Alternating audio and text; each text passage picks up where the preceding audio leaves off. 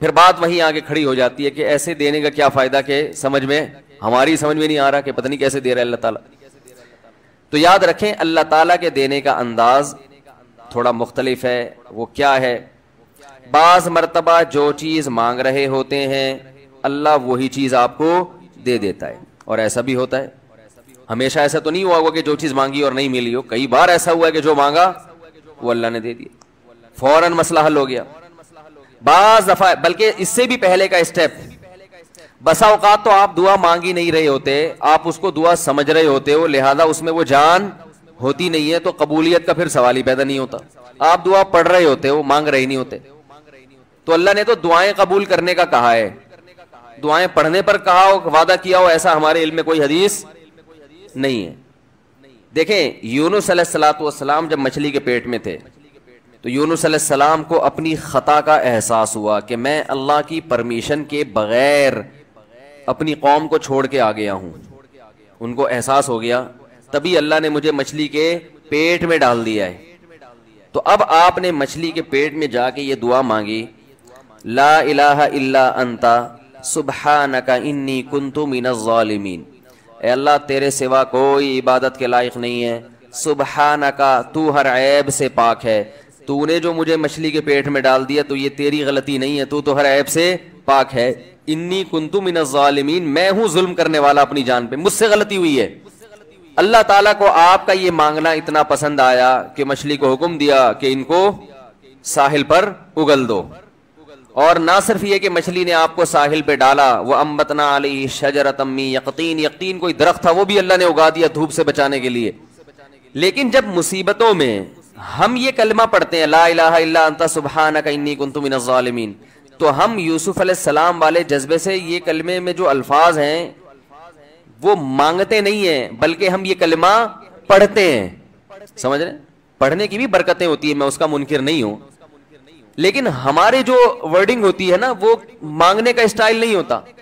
ہم چھوٹے بچے تھے تو مسجد میں آیت کریمہ کا ورد ہوا کرتا تھا کہ بھائی حالات خراب ہیں آج کل, امام صاحب اسپیکر پہ اعلان کر کے بلاتے تھے, آ جاؤ بھائی آیت کریمہ کا ورد ہوگا, لا الہ الا انت سبحانک انی کنت من الظالمین, 5 لاکھ دفعہ پڑھا جائے گا. تو ہم مسجد میں آتے, وہ مسجد میں دانے ہم تو آتے تھے, اس کے بعد جلیبیاں بھی ملتی تھیں, بڑی گرم گرم ٹائٹ جلیبیاں ہوتی تھی. اب تک وہ مزہ نہیں آیا جلیبی میں. تو وہ جلیبیاں بھی ہوتی تھی, اوپر دانے رکھے ہوئے ہوتے تھے, وہ 5 لاکھ دانے ہوتے تھے, ختم کرنے ہوتے تھے. تو پھر ہم کیا کریں, لا الہ الا انت سبحانک انی کنت من الظالمین, لا الہ الا انت سبحانک. اس میں فراڈ نہیں کرتے تھے, پڑھتے پورا تھا الحمدللہ. بعض لوگ تو کیا کرتے تھے, ایک مٹھی لی لا الہ الا انت سبحانک انی کنت من الظالمین نے پھونک مارا اور سائڈ پہ رکھ دیا. وہ یہ ڈرامے بھی ہوتے تھے, لیکن ہم پورا ہی پڑھتے تھے. لیکن اس میں مانگنے کا انداز تو نہیں ہوتا تھا, لا الہ الا انت سبحانک انی. پھر اس میں بچے تھے, شرارت بھی شروع ہو جاتی تھی. پھر دیکھ رہے کوئی ادھر دیکھ رہا ہے تو ایک دانہ اٹھایا, لا الہ الا انت سبحانک انی کنت من الظالمین, یوں کر کے اس کی ناک پہ مارا ہے. کوئی ادھر دیکھ رہا ہے تو اس کی جیب میں ڈال دیا. تو یہ دعا مانگی جا رہی ہے, یہ تو پڑھی جا رہی ہے, ایک فارمیلٹی ہے کہ 5 لاکھ پورے کرنے ہیں, اس کے بعد جلیبی کھانا ہے اور نکلنا ہے. تو آج بھی ایسا ہی ہو رہا ہے. امام صاحب دعا مانگتے ہیں, لوگ کہتے ہیں یار چلو جب نماز پڑھ لی, 4 رکعتیں پڑھ لی, سلام بھی پھیر لیا, تو اس میں کیا جا رہا ہے, یہ بھی پورا ہی کر لو. ایسا ہی ہوتا ہے نا, یہ بھی پورا ہی کر لو, آمین آمین کہہ لیں گے. امام صاحب ڈرائیور ہیں, ہم پیچھے مقتدی ہیں, تو جہاں اتاریں گے وہیں اتریں گے ہم لوگ, پہلے تو نہیں اتر سکتے. تو یہ ایک لوگوں کے ذہن میں تصور ہے. نبی صلی اللہ علیہ وسلم نے فرمایا اللہ ظاہر قلب کے ساتھ دعا کی طرف توجہ نہیں دیتے. ظاہر قلب کا مطلب آپ کا دل حاضر نہیں ہو, کچھ اور سوچ رہے ہو, اور ادھر سے آپ نے ویسے ہی ایک فارمیلٹی پوری کرنے کے لیے. اللہ کہتے ہیں کہ جب تو مانگنے میں مخلص نہیں ہے تو میں تجھے کیوں دوں. تو مانگنے میں ہی مخلص نہیں ہے.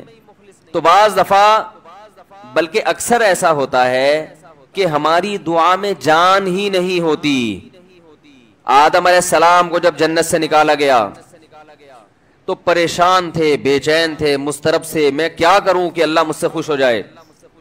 اس بے چینی میں الفاظ نہیں آ رہے سمجھ میں. فَتَلَقَّى آدَمُ مِن رَبِّهِ كَلِمَاتٍ, اللہ فرماتے ہیں اللہ نے آدم کے دل میں کلمات ڈال دیے ان کی بے چینی کو دیکھ کر کے, اس طرح سے مجھے مانگو. جب انسان اخلاص کے ساتھ دعا مانگتا ہے تو الفاظ کا القاء کہاں سے ہوتا ہے, اللہ کی طرف سے وہ القاء ہونا شروع ہوتا ہے. اللہ کہتے ہیں اس طرح سے مانگ. حضرت حکیم اختر صاحب رحمہ اللہ تعالیٰ نے ایک واقعہ بیان کیا, فرمایا کہ ایک شخص نے حرم میں, انہوں نے دیکھا یا کسی اور بزرگ نے دیکھا کہ حرم میں ایک شخص اللہ سے دعا مانگ رہا ہے گناہوں کی معافی کے لیے, اور اللہ سے کہہ رہا ہے کہ اے اللہ اگر تو میرے گناہ معاف کر دے گا تو بھی خوش ہوگا اور تیرے حبیب محمد صلی اللہ علیہ وسلم بھی خوش ہوں گے کہ ایک آدمی کی بخشش ہو رہی ہے, اور تیرا یہ بندہ بھی خوش ہو جائے گا. اور اگر معاف نہیں کرے گا تو بھی خوش نہیں ہوگا, کیونکہ اللہ کو جہنم میں ڈال کے خوشی تو ہوتی نہیں ہے بندوں کو. اور تیرے حبیب محمد صلی اللہ علیہ وسلم کو پتہ چلے گا, وہ بھی خوش نہیں ہوں گے, اور میں بھی خوش نہیں ہوں گا. شیطان خوش ہوگا جو تیرا دشمن ہے. اب خود سوچ لے, تو اپنے دشمنوں کو خوش کرنا چاہتا ہے, یہ اتنے سارے ہیں بھائی, اتنے سارے دوست ہیں تیرے, ان کو ناراض کر کے تو خوش کس کو کر رہا ہے؟ اپنے تو جو تیرا بھی دشمن ہے, میرا بھی دشمن, اور تیرے حبیب محمد صلی اللہ علیہ وسلم کا بھی دشمن ہے. تو دیکھو کیسے الفاظ ہیں اس کے. تو ایسا کہ بظاہر بخشش کے علاوہ کا آپشن چھوڑا ہی نہیں. کیا خیال ہے؟ حجاج ابن یوسف بڑا ظالم تھا, بڑا ظالم. موت کا جب وقت آیا, تھے یہ لوگ ایمان والے, چاہے ظالم تھے, بدعمل تھے. اس کو نہیں کہہ رہا جن لوگوں نے اس کو کہا ہے نا کہ کچھ کر دیا ہے, ان کو کہہ رہا ہوں. میں نے کہا یقیناً کسی نے کچھ کر دیا ہے. یعنی آپ بتائیں گے؟ میں نے کہا اللہ نے کچھ کر دیا ہے. وہ کچھ بھی بتا سکتا ہوں. اللہ قرآن میں کہتا ہے یبسط الرزق لمن یشاء ویقبض, جس کے لیے چاہتا ہوں رزق کے دروازے کھول دیتا ہوں, جس کے لیے چاہتا ہوں تنگ کرتا ہوں. تو اللہ نے یہ کر دیا. اب ایسے موقع پہ ڈر ہوتا ہے اگلا کلمہ کفرینہ زبان سے نکال دے, یار اس کا مطلب ساری پرابلم وہاں سے آ رہی ہے. یہ ساری پرابلم کہاں سے آ رہی ہے بھائی؟ مشین خراب ہو گئی نا, میکینک جاتا ہے, وہ ٹریس کرتا ہے یہ پرابلم ہے کہاں سے. وہ جب ٹریس کرتا ہے تو کتنا خوش ہوتا ہے نا, اچھا پرابلم کہاں سے آ رہی ہے, یہاں سے گیس لیک ہو رہی ہے, یہ مسئلہ ہو رہا ہے. تو اب بتاؤ ایسے آدمی کو خوشی کے بجائے یہ تو اور غم ملے گا کہ ہم تو سمجھ رہے تھے فلانی آپا نے کچھ کر دیا ہے, ہم تو سمجھ رہے تھے وہ پہلی والی نے کچھ کر دیا ہے, ہم تو سمجھ رہے تھے کہ وہ میرے بھائی نے کچھ کر دیا ہے, مفتی صاحب تو کہہ رہے ہیں کسی نے کچھ نہیں کیا, اللہ نے کیا ہے سب کچھ. تو اس سے ٹینشن ختم ہوگی یا بڑھے گی؟ ابے اللہ سے کون لڑ سکتا ہے؟ چلو فلاں نے کیا تھا تو ہم بھی کر دیں گے, تو ہو سکتا ہے کچھ مسئلہ حل ہو جائے. یہاں تو ساری ٹینشن کس کی طرف سے آ رہی ہے؟ تو مجھے یہ جب میں جملہ کہتا ہوں نا اللہ نے کیا ہے, تو مجھے ڈر اب, پہلے زمانے میں نہیں تھا, لوگوں کا ایمان بڑا مضبوط تھا. اب ڈر ہوتا ہے کہ کلمہ کفر نہ زبان سے نکال دے. یار یہ تو سارا کیا کرایا کس کا ہے؟ اللہ کی طرف سے. ہو تو اللہ ہی معاذ اللہ نقل کفر, اس کا مطلب اللہ ہی ٹھیک نہیں ہے. فالٹ معاذ اللہ نقل کفر کس میں ہے؟ اللہ میں فالٹ ہے. پھر لوگ مایوسی کا شکار ہوتے ہیں, پھر کہتے ہیں یار اللہ فلانے کے ساتھ تو بہت اچھا کر رہا ہے, وہ تو کچھ بھی نہیں کرتا کمبخت, اور پھر بھی رزق کے دروازے کھلے ہوئے, کچھ بھی نہیں کر رہا, ایک نمبر کا چور ہے فلاں آدمی, نہ ایک وقت کی نماز پڑھتا ہے, نہ کبھی زبان سے اللہ کا نام لیا, مگر خوشیوں کی ایسا لگ رہا ہے خوشیوں نے ڈیرے ڈال لیے اس کے گھر میں, پھلتا پھولتا چلا جا رہا ہے. فلاں بھی اچھا, فلاں بھی اچھا, فلاں بھی اچھا, میں ایک اکیلا دنیا میں پریشان ہوں. حالانکہ میں تو وظیفے بھی پڑھتا ہوں, میں نے تو ایک دفعہ سر پہ ٹوپی بھی رکھی تھی, ایک دفعہ میں نہایا بھی تھا. اپنی نیکیاں پھر یاد آنا شروع ہوتی ہیں. ایک دفعہ کا ذکر ہے, میں نے وائپر جو شیشے پہ گاڑی پہ لگاتے اس کو اپنے ہاتھوں سے میں نے 5 روپے پکڑائے تھے. ایک دفعہ میں نے اپنی ماں کو پانی بھی, مجھے یاد پڑتا ہے, پلایا تھا. ایک دفعہ ابا سے میں نے تمیز سے بات بھی کی تھی, حالانکہ میرا موڈ بالکل بات کرنے کا تھا نہیں, لیکن میں نے کہا ابا ہیں تو چلو یار ایک دفعہ تو ابا ہونے کے ناطے تمیز سے بات بنتی ہے. یہ نیکیاں اپنی سامنے آنا. ایک دفعہ میں نے بیگم نے گلاس سے پانی پیا تھا, تو جس جگہ سے منہ لگا کے اس نے پانی پیا, میں نے بھی محبت کے اظہار کے لیے اسی جگہ سے منہ لگا کے پانی پیا. نبی کے اخلاق میں نے زندہ کی. اتنے اچھے طریقے سے میں اپنے گھر والوں کے ساتھ, میرا حسن سلوک ونس اپون اے ٹائم. تو اپنی نیکیاں بولو یاد آنا. ایک دفعہ میں ٹائم پہ گھر بھی آ گیا تھا, ایک دفعہ بولو ٹائم پہ گھر آ گیا. جتنی دیر میں بیوی سے شادی سے پہلے موبائل پہ بات کرتا تھا, شادی کے بعد ایک دفعہ میں نے 10 سال میں ایک دفعہ اس سے اتنی دیر فیس ٹو فیس بات کی ہے, اور برداشت بھی کیا. تو اپنی نیکیاں یاد آنا شروع ہو جاتی. میں نے مسجد کے ڈبے میں ایک دفعہ پیسے ڈالے تھے. تو جب انسان کہتا ہے یار میں نے تو یہ بھی کیا, میں تو اتنا اچھا, میں تو اتنا نیک, میں تو یوں بھی, اور میرے ساتھ ٹینشنیں ہی ٹینشنیں, اور دوسرے کچھ بھی نہیں کر رہے, وہ تو مسجد کے ڈبے چوری کرتے ہوئے پکڑے گئے ہیں. ٹھیک ہے نا, بیویوں کو مارتے ہیں, پیٹتے ہیں, ماں سے اچھا سلوک نہیں, باپ سے اچھا سلوک نہیں, ان کے ہاں رزق کی ریل پیل. تو اس کا مطلب معاذ اللہ نقل کفر, کفر نباشت. فالٹ کہاں ہے؟ فالٹ تو معاذ اللہ اللہ میں. اللہ ہی وہ منہ سے بول بھی رہے ہوتے ہیں, پتہ نہیں اللہ کو میں ہی ملا ہوں. ایک صاحب کے بچے کا انتقال ہو گیا, بہت عرصے بعد ان کو اولاد ملی بیچاروں, چھوٹا بچہ تھا اس کا, وہ اللہ نے اٹھا لیا. غم ہوتا ہے انسان کو, داڑھی بھی ہے, نماز بھی پڑھتے ہیں. ایک دن کہنے لگے مجھے یار پتہ نہیں اللہ کو میرے ساتھ کیا مسئلہ ہے, اللہ تعالیٰ معاف فرمائے, ایسی باتیں نقل کرتے ہوئے بھی ڈر لگتا ہے. کہتے نہیں اللہ کو میں ہی ملا ہوں, کوئی اولاد ہو ہی نہیں رہی تھی, اتنے عرصے بعد دی ہے تو اللہ نے بچہ اٹھا لیا. تو یہ بھی حالت ہوتی ہے لوگوں کی. تو خوب سمجھ لو, بہت اچھی طرح سے بات سمجھو. یہاں آپ سے چند ٹیکنیکل قسم کے فالٹ اللہ میں نہیں ہے, فالٹ کس میں ہے؟ فالٹ آپ میں ہے. آپ نے اپنے آپ کو زمین کا باپ سمجھ لیا ہے, آپ پہ آپ کی مرضی بالکل بھی نہیں چلے. یہ اللہ کو بالکل بھی پسند نہیں ہے کہ آپ پہ آپ کی مرضی چلے. اللہ کہہ رہا ہے یبسط الرزق لمن یشاء, جس کے لیے میں چاہوں گا رزق کے دروازے کھول دوں گا. یہ نہیں کہ جس کے لیے آپ چاہو گے. آپ کہہ رہے ہو یار وہ چور اچکا, اور وہ تو 2 نمبر آدمی, اور وہ تو محنت بھی نہیں کرتا, اس کے لیے دروازہ کیوں کھل رہا ہے؟ بھائی وہ اس کے چاہنے سے نہیں کھل رہا. وہ کس کے چاہنے سے کھل رہا ہے؟ وہ اللہ کے چاہنے سے کھل رہا ہے. اور آپ اتنی محنت کر رہے ہو, رزق کا دروازہ نہیں کھل رہا, تو وہ اس لیے نہیں کہ وہ چاہتا ہے کہ آپ کے پاس پیسے نہ آئیں, یا فلانے نے بندش لگا دی ہے فلانا, وہی اللہ نہیں چاہ رہا آپ کے پاس آئیں. اب یا تو اللہ سے لڑ لو. بھائی اگر کوئی پیسے آپ کے پاس لے کر آ رہے, وسیم بھائی درمیان میں ڈبہ, نوٹوں کا ڈبہ چھین کے بھاگ گئے, وہ پیسہ آپ تک آنے نہیں دے رہے, تو آپ کس سے لڑو گے؟ وسیم بھائی سے لڑو گے. جو رکاوٹ بن رہا ہے اس سے لڑو گے نا. تو کیا اللہ سے لڑ سکتے ہو؟ بولو نا بھائی کیا ہو گیا؟ سامنے آپ گڑ گڑا سکتے ہو.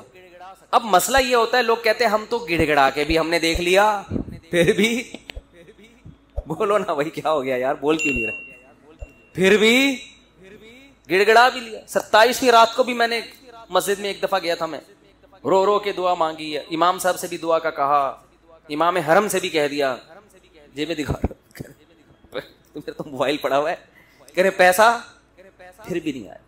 مجھے بالکل بھی پسند. وہ کہتے پھر مجھے ہمیں یہ طریقہ بالکل بھی پسند نہیں آیا. تو بھائی آپ ابھی تک اپنے آپ کو اللہ کا غلام سمجھ ہی نہیں رہے.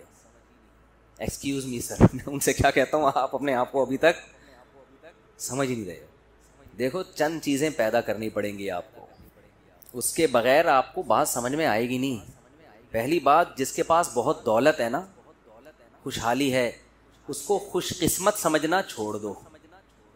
سمجھ رہے ہو؟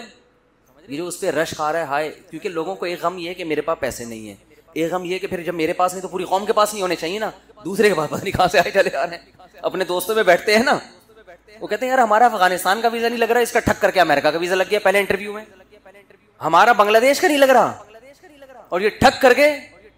ایسے بھی ہوتا ہے, لوگ ایمبیسی جاتے ہیں جاب کے, وہ امریکہ جانا چاہتے ہیں اور آسٹریلیا جانا چاہتے ہیں, لائن میں کھڑے ہوئے ہیں, فیل.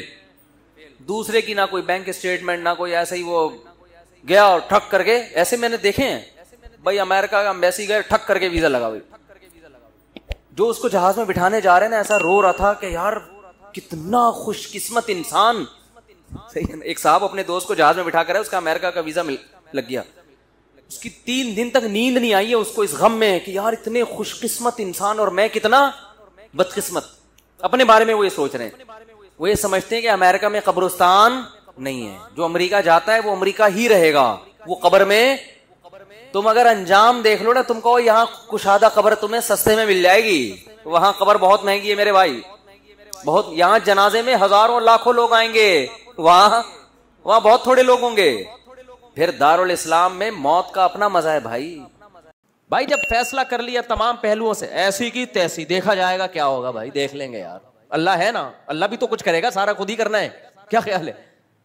اللہ بھی تو اللہ کے لیے کر رہے ہو نا ایک کام, تو کچھ اللہ پہ چھوڑو یار. صبر کی توفیق بھی اللہ کی طرف سے ملتی ہے.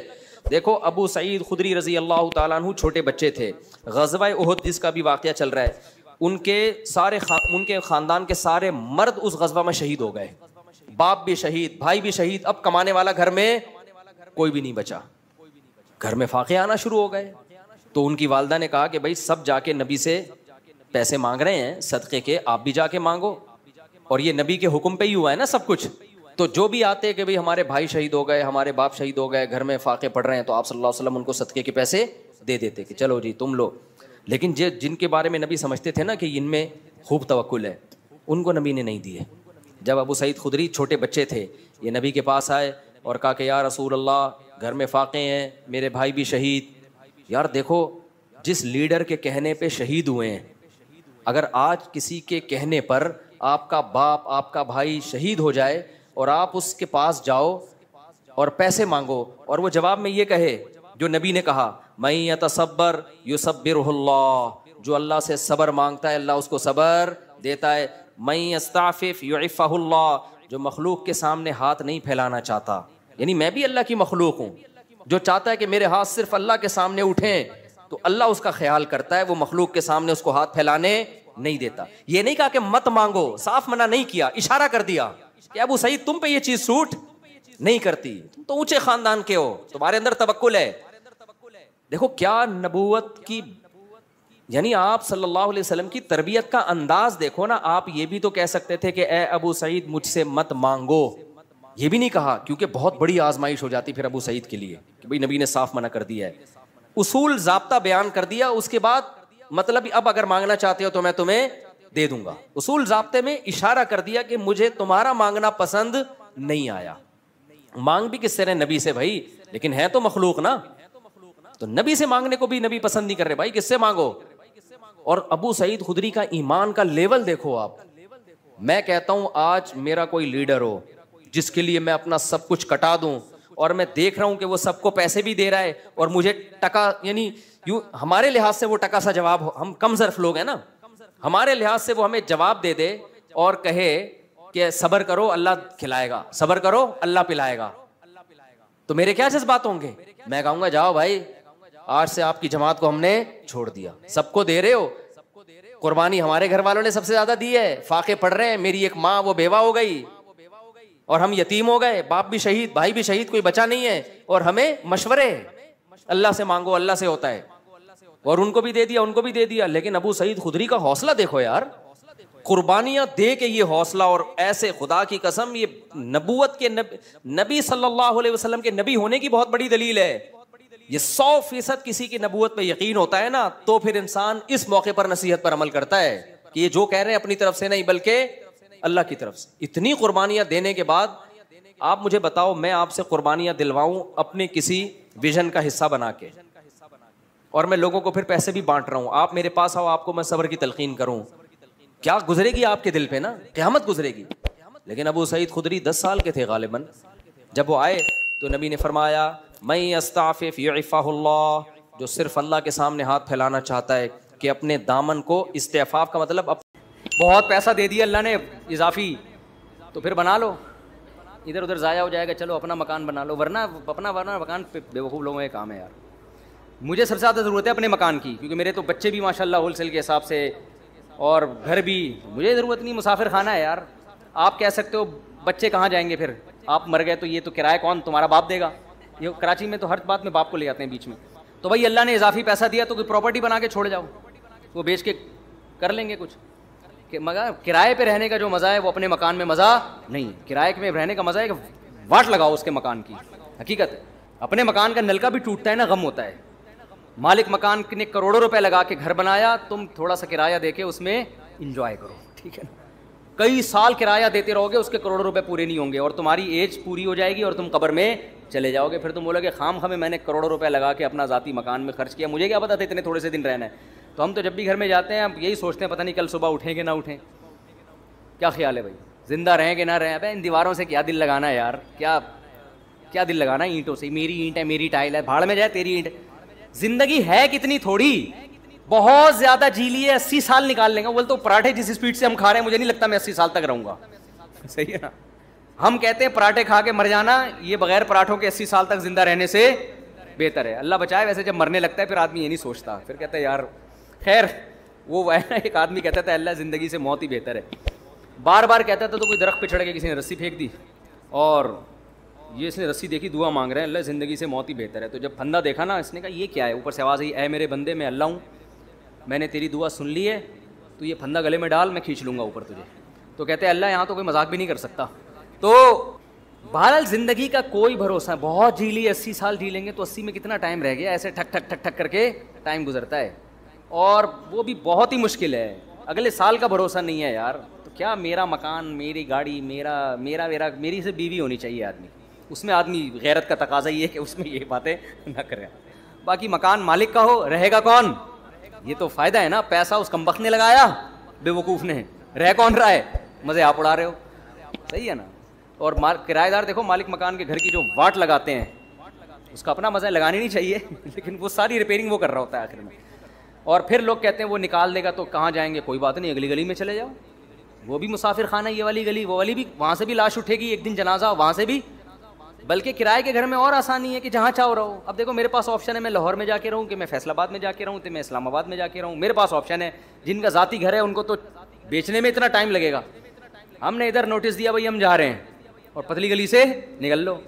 مسافر خانے چلتے پھرتے ہی مر جاؤ گے بھائی. تو کہیں بھی ہمارا اسٹے نہیں ہے. یہ رہنے کی جگہ بے وقوفوں کے رہنے کی جگہ ہے.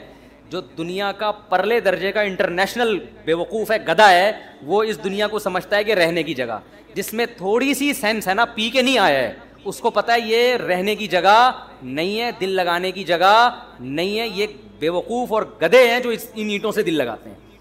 پھر بھی میں کہتا ہوں بہت پیسہ ہے تو بنا لو. ایسا نہ ہو جن کا بنا ہوا گھر ہے وہ پھر کہیں کہ ہمیں بیوقوف کہہ دیا مفتی صاحب نے. ان کے بارے میں تعویل کرتا ہوں کہ ان کے پاس اتنا پیسہ تھا کہ انہوں نے کھا بھی لیا, پی بھی لیا, شادیاں بھی ہو گئیں, بچے بھی ہو گئے, اب ان کو سمجھ میں نہیں آ رہا ہے, انہوں نے کہا چلو گھر بنا لیتے ہیں. اس کا فائدہ یہ ہوگا کہ بچوں کے کام آ جائے گا پراپرٹی. حدیث میں یہ ترغیب ہے کہ اگر اللہ نے آپ کو پیسہ دیا, نہیں دیا تو ٹینشن نہ لو, اللہ پہ توکل کرو, اللہ نے آپ کو کھلایا, بچوں کو بھی کھلائے گا. لیکن صحیح حدیث ہے, اگر اللہ نے پیسہ دیا ہے تو پھر حدیث میں ترغیب ہے بچوں کے لیے چھوڑ کے جاؤ, بچوں کو لاوارث مت کرو. تو کچھ اتنا تھوڑا بہت بچا لیں بچوں کے لیے. اس کا طریقہ ہے پلاٹ لے کے ڈال دیں. سمجھتے ہو؟ پلاٹ لے کے ڈال دیں, اس کی قیمت زیادہ تیزی سے بڑھتی ہے. جب آپ مریں گے تو وہ بہت اوپر جا چکا ہوگا, بچوں کے کام آ جائے گا.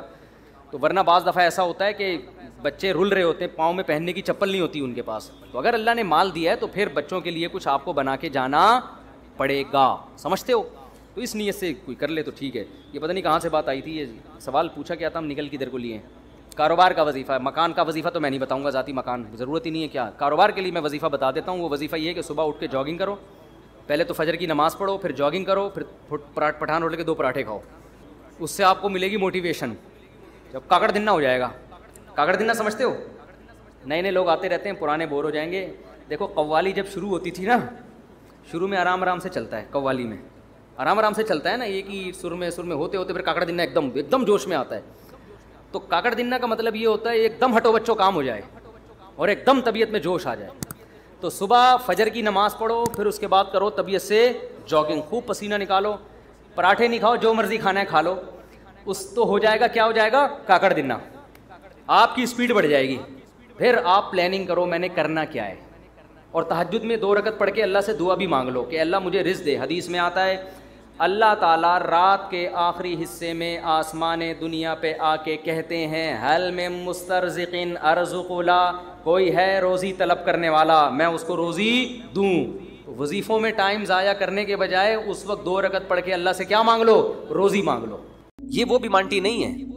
یہ جو جس بیمانٹی کی قرآن بات کر رہا ہے نا, یہ کیا مطلب اللہ کے وجود کا انکار کیا جائے, یا اللہ کے ساتھ کسی کو شریک مانا جائے, یا اللہ کے کسی پیغمبر پر اعتراض کیا جائے, یا اللہ کا کوئی حکم جس کے بارے میں آپ کو 2 اور 2 4 کی طرح معلوم ہے کہ یہ واقعی اللہ کا حکم ہے, اس حکم پر اعتراض کیا جائے. کیونکہ یہ تمام چیزیں اصل میں اللہ کا انکار ہی اس سے لازم آ رہا ہے, انکار ہی لازم آ رہا ہے کہ گویا آپ اپنے آپ کو اللہ سے بڑا بنا رہے ہو. تو یہ ہے کفر. دوسری بات یہ کہ اسلام میں احکام کا مدار زبان پر رکھا ہے, زبان پر. آج لوگ چھوٹی چھوٹی باتوں پہ زبان سے کلمہ کفر نکال دیتے ہیں اور وہ سمجھتے ہیں کہ اس سے ہوگا کیا.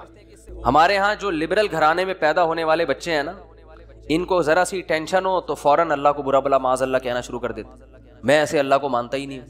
ایک خاتون کے میاں نے کہیں دوسری شادی کی بات کی, ان کی وہ کہہ رہی ہے, میں اس خاتون نے فوراً کہہ دیا کہ میں ایسے اسلام کو ہی نہیں مانتی جو مرد کو اجازت دیتا ہے دوسری شادی. تو بھائی آپ کسی اور طرح سے لڑ لو اس سے, آپ اس کو نہیں کرنے دو, اس سے تھوڑی کفر ہے. تو عورت کی فطرت ہے, نہ کرنے دو اس کو. بولے بھائی مجھے بہت تکلیف ہوتی ہے, میں نہیں برداشت کر سکتی. وہ فرض تھوڑی ہے کرنا, اجازت دی ہے نا. اسلام نے گن پوائنٹ پہ تھوڑی کہا کہ لازمی کرو. وہ تو میں گن پوائنٹ لے کے بیٹھا ہوں, بندوقیں یہاں پہ ٹھا کرو, ٹھیک ہے نا, وہ تو میرا ہیڈیک ہے نا, وہ اسلام کا تھوڑی ہے. تو بھائی یہ کہہ لو کہ نہیں کرو, مجھے تکلیف ہوتی ہے, جھوٹی موٹی کی بے ہوش ہو جاؤ, جھوٹی موٹی کی خودکشی کی دھمکیاں دے دو. ہاتھ پاؤں یوں کر لو اپنے تھوڑے سے، یوں عجیب سے کر لو، یہ ہوتا ہے سارے، یہ سب چل رہا ہوتا ہے مارکیٹ میں. کچھ بھی کر لو، اس سے آپ کافر نہیں ہوگی، کیونکہ عورت کو سوگن کی تکلیف ہونا نیچرل ہے. وہ نہیں چاہتی میرا میاں کسی اور کا ہو جائے، پھر اس میں خطرات بھی ہوتے ہیں، پتہ نہیں برابری کرے گا نہیں کرے گا، تو یہ رائٹ ہے. عورت صحابیات کو بھی تکلیف ہوتی تھی. حضرت ابراہیم علیہ السلام نے جب دوسری شادی کی ہے تو آپ کی زوجہ کو، پہلی زوجہ کتنی نیک تھی مگر ان کو بھی تکلیف ہوئی تھی. تو یہ تو نیچرل ہے. لیکن آپ اللہ پر آ جاؤ، اگر اللہ پہ اعتراضات شروع کر دو، اسلام پہ اعتراضات شروع کر دو، تو بھائی اللہ سے آگے نکلنے کی کوشش ہو رہی ہے. پھر یہ کیا ہو رہا ہے؟ پھر اللہ نہیں بخش. دوسری تیسری شادی تو بہت دوسرا مسئلہ ہے. اللہ کہے گا تم نے مجھ پہ کیسے انگلی اٹھا دی ہے، مجھے کیسے غلط کہہ دیا. اور یہ آج کل بہت ہو رہا ہے، بات بات پہ کفر زبان سے نکال دیتے ہیں، غموں میں حوصلے چھوڑ دیتے ہیں. لوگ آ کے ملتے ہیں، یہ میرے ساتھ ٹینشن، یہ میرے ساتھ مسئلہ، یہ میرے ساتھ مسئلہ، پتہ نہیں اللہ کہاں ہے. ایک آدمی کے بچے کا انتقال ہوا، کہہ رہا یار اللہ کو میرا ہی بچہ مارنا تھا. بھائی تم کس کے مقابلے میں آ کے کھڑے ہو رہے ہو؟ خدا سے مقابلہ کر رہے ہو تم. تو یاد رکھو اللہ کی جو صفت ہے نا وہ ہے کبریائی، استغنا. اس سے لڑ کے، اسے برا بلا کہہ کے، اس کے خزانوں سے ایک تنکا بھی نہیں لیا جا سکتا. وہ آپ کے ان جذبات سے متاثر نہیں ہوتا. اگر آپ یہ سمجھو گے کہ میں یوں کروں گا، دیکھو باپ کے سامنے تڑیاں بعض دفعہ چل جاتی ہیں. باپ کے سامنے بعض دفعہ تڑیاں، میں ابا کو مانتا ہی نہیں جو مجھے جائیداد سے ہے نا آگ کر دیں اور مجھے گاڑی نہ لے کے دیں. ابا ہو سکتا ہے متاثر ہو کے بولیں بھائی چل یار یہ گاڑی تیرے نام کر دی میں نے، یہ پلاٹ تیرے نام کر دی، میرا بیٹا تو مجھے ماننے سے انکار کر رہا ہے. لیکن اللہ کا اصول جو قرآن اور سنت سے پتہ چلتا ہے، جو آسمانی کتابوں سے پتہ چلتا ہے، وہ اصول یہ ہے کہ آج تک کسی نے اللہ کے خزانے سے اللہ کو معاذ اللہ برا بلا کہہ کے، اللہ پہ اعتراضات کر کے، اسلام کو برا بلا کہہ کے، اللہ کے پیغمبروں کو برا بلا کہہ کے، اس طرح سے واویلا کر کے، اگر آپ یہ سمجھتے ہو کہ اللہ کو آپ پہ ترس آ جائے گا کہ ہائے بیچارہ بہت ہی مجبور ہے، تو یہ دماغ سے ہمیشہ کے لیے نکال دو. اس سے بڑی سزا میں اللہ آپ کو ڈالے گا، اس سے بڑی سزا، اور وہ جہنم کی آگ. یہ تو کچھ بھی نہیں ہے. تبھی تو خودکشی کرنے والے پر اللہ کو ترس نہیں آتا. خودکشی کرنے والا ایک طرح سے انتقام لے رہا ہے اللہ سے کہ اللہ تو نے مجھے زندگی دی، مجھے اس قابل تو چھوڑا نہیں، تو نے تو میرے ساتھ غلط کیا، مجھے گفٹ چاہیے ہی نہیں نعمت. جیسے نا آپ باپ نے آپ کو گفٹ دیا اور آپ دشمنی میں آ کے باپ کو گفٹ واپس کر دو، مجھے نہیں چاہیے، ایسے پھینک دو آپ. تو ہو سکتا ہے باپ کا یہ اصول ہو، وہ پھر بھی وہ کہے نہیں میرا بیٹا ایسا نہیں. لیکن اللہ کا اصول نہیں ہے، اللہ کا یہ اصول نہیں ہے. اللہ کہے گا بھائی تو کیا سمجھتا ہے، میں تجھے اور آگ میں ڈالوں گا. تو دنیا کی ٹینشنوں سے تو چاہتا تھا یہ ناکام عشق ہو گیا، عشق ناکام ہو گیا اور یہ ہو گیا تیرے ساتھ اور یہ ہو گیا، اور تو جاب لیس ہو گیا اور گھر سے مہنگائی اور غربت کے تانے پڑ رہے ہیں تیرے کو اور بے روزگاری کے تانے مل رہے ہیں اور معاشرے میں تیری عزت نہیں ہو رہی، اور اب آ کے تو کیا کر رہا ہے، خودکشی کر رہا ہے. تو یہ سمجھ لے گا کہ میں تیرے پہ ترس کھا کے تجھے چھوڑ دوں گا. ایسا نہیں ہے.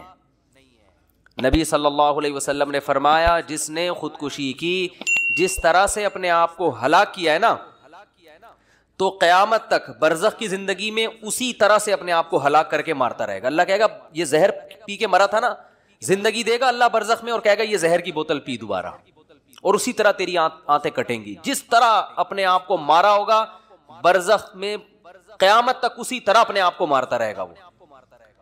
یہ بہت بڑی غلط فہمی ہے کہ ہم واویلا کر کے اللہ کو اپنی طرف متوجہ کر سکتے ہیں، ہم زبردستی کر کے اللہ کو اپنی طرف مائل کر سکتے ہیں.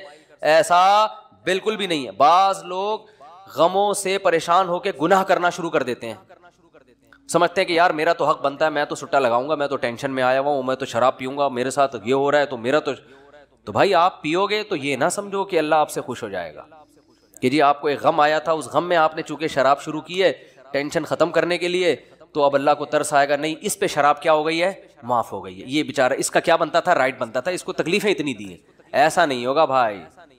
اس خوش فہمی میں مبتلا مت ہونا. یہ اصول ہے، اللہ کا قانون ہے، یہ قرآن سے پتہ چلتا ہے، حدیث سے پتہ چلتا ہے. عقیدے کی صفائی کے بعد ہے اعمال کی صفائی. عمل صاف کرو. خوراک کی صفائی. خوراک کیا ہونی چاہیے، پاک ہونی چاہیے آپ کی. پھر خوراک کی صفائی میں، پھر عمل کی صفائی میں دل کے اعمال کو بھی صاف رکھنا ہے اور جسم سے نکلنے والے اعمال کو بھی صاف رکھنا ہے. یہ والی قسم دنیا میں کسی مذہب نے اس قسم کو چھیڑا ہے ہی نہیں. کہتے ہیں آپ کا جو مرضی آپ کانسیپٹ رکھو، عقیدہ رکھو، آپ کا ہیڈیک ہے. ان چیزوں کو انہوں نے اتنا چھیڑا ہے جتنا ان کی دنیاوی زندگی سے، جن کا کمپنی کو جیسے ہے نا کہ وہ کہتے ہیں عمل، اگر کوئی چور ہے تو گندا عمل کر رہا ہے، وجہ اس کی کہ چوری کرنے سے آپ کی کمپنی کو نقصان ہوگا، آپ کی کنٹری کو نقصان ہوگا. تو جتنا ان کی ذاتی مفاد پہ جہاں زر پڑ رہی تھی تو وہاں تک تو انہوں نے کہا کہ عمل کو صاف رکھو. جہاں ذاتی مفاد پہ زد نہیں پڑتی کسی کے تو جیسے مرضی ہو جاؤ آپ، یہ آپ کا ہیڈیک ہے. سمجھتے ہو کہ نہیں سمجھتے ہو؟ میں مثالوں سے سمجھاؤں گا تو آپ کو سمجھ میں آئے گا انشاءاللہ. پھر بھی سمجھ میں نہیں آیا تو پھر کہیں اور بیان سنے جا کے. جس کی بات سمجھ میں آ رہی ہے اس کا سنیں نا. عقیدے کی صفائی کیا ہے میں مثال سے سمجھاؤں گا، پھر بتاؤں گا تو بات سمجھ میں آئے گی. آپ کے ایک ابو ہیں، قطب الدین ان کا نام ہے. میں ستار وسیم کی جان چھوڑ کے اب قطب الدین پہ آ گیا ہوں، جو نام ہوتا ہی نہیں نا عام طور پہ. قطب الدین ان کا، کیونکہ ہمارے بھی اپنے کچھ ریلیٹو ستار بھائی نکلے. ابا آپ کے ان کا نام کیا ہے؟ سبکتگین. اور مشکل کر دو نا تاکہ کسی کا ہو ہی نہیں. سبکتگین صاحب ہیں. ان ابا نے آپ کی خدمت کی، آپ کو پڑھایا لکھایا، ہر جگہ دعوتوں میں محفلوں میں اپنے ساتھ لے کے جاتے، تعارف کرواتے. یہ میرا نادرہ میں بھی نام انہی کا ڈلا ہے، سب کو پتہ ہے دلائل کی دنیا میں یہ ابا ہیں سبکتگین صاحب، اس کے ابا ہیں. ایک دن آپ نے اپنے ابا سے کہا ابا میں ابھی تک کنفیوژن میں ہوں کہ آپ بھی میرے ابا ہیں اور شاید وہ والے بھی ابا ہیں. اب بیٹا چاہے ڈیٹول سے نہا کے آیا ہوا ہو، اود کی خوشبوؤں میں نہایا ہوا ہو، آپ بولو گے یہ کانسیپٹ کے لحاظ سے پلید ہے، گندا ہے، معذرت کے ساتھ گالیاں دو گی، غیرت لیس آدمی ہے، نفرت ہوگی. کسی بھنگی اس کی گندگی کی وجہ سے اتنی نفرت کسی صاف ستھرے آدمی کو نہیں ہوگی جتنی آپ کو اس کے عقیدے سے بدبو محسوس ہونا شروع ہو جائے گی. آپ بولو گے وہ بھنگی تیرے سے اچھا ہے، چمار تیرے سے اچھا ہے. آپ کے 2 بیٹے تھے نا، ایک طرح بھنگیوں کی طرح رہتا ہے. آپ کو بتاؤ اسمیل کس میں زیادہ آئے گی؟ اسمیل سے مراد کہ جس اسمیل کی وجہ سے نفرت ہوتی ہے، آپ کو اس کے چہرے سے نفرت ہو جائے گی کہ یار تو کیا کر رہا ہے، تو مجھے باپ ماننے کے بجائے کسی اور کو باپ مان رہا ہے، یا میرے باپ ہونے کا انکار کر رہا ہے. دیکھو انسان کی نیچر ہے ہر بری چیز. دیکھو گندگی سے بھی نفرت کیوں ہوتی ہے کہ وہ بری ہوتی ہے. اصل نجاست کیا ہے؟ برائی. وہ اصل نجاست ہے. سلیم الطبع انسان، وہ انسان جو اپنی فطرت پر قائم ہو، اسے گندگی سے محبت ہوتی ہے یا نفرت ہوتی ہے؟ یا محبت ہوتی ہے؟ نفرت ہوتی ہے نا. ہاں جو نیچر پہ قائم ہی نہ ہو اسے گندگی سے محبت شروع ہو جاتی. بھنگی کو گندگی سے محبت نہیں ہوتی، نیچر سے ہٹ چکا ہوتا ہے وہ. سمجھ میں آ رہی بات کہ نہیں آ رہی؟ لیکن ایک نارمل آدمی کو ہمیشہ گندگی اور اسمیل بدبو سے کیا ہوگی؟ نفرت.